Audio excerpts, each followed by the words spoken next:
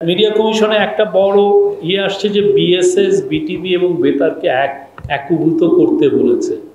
বাইরের এক্সপেরিয়েন্সটাও এরকম যে একটা বড় হোল্ডিং কোম্পানি, একটা ব্রডকাস্ট কোম্পানির আন্ডারে এগুলো তিনটাই থাকলো, কিন্তু ইস্যুটা তো এখানে মানে বিএসএস বিটিভি আর বেতারকে একীভূত করে আমি এটা কেন করতে চাচ্ছি, এটার এফিসিয়েন্সি বাড়ানো এবং এদেরকে পুরো ফ্রি করে দেওয়া উচিত।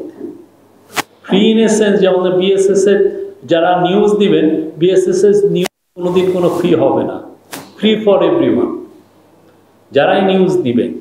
সরকার তো চায় যে মানুষকে ভালোভাবে এডুকেট করতে, মানুষকে ভালোভাবে ইনফর্ম করতে। তো সে বিএসএস এর নিউজে আমি তো এমনি ওদের টাকা দিই, তো 10-15 টাকা আমি কেন ফ্রি নিব এই বিএসএস এ পুরো। কিন্তু বিএসএস বিটিভি এবং বেতারের একটা সমস্যা আছে, এটা হাসিনার আমলে গত 15 বছর ডাম্পিং গ্রাউন্ড ছিল। আমি ইউনিয়নের লিডার, আমার মেয়েটার কোনো কোথাও চাকরি হচ্ছে না, আমি ওইখানে ঢুকাই দিলাম। আমার ইউনিয়নের লিডার, আমার ছেলেটার কোথাও চাকরি হচ্ছে না, আমি তাকে ওইখানে করলাম।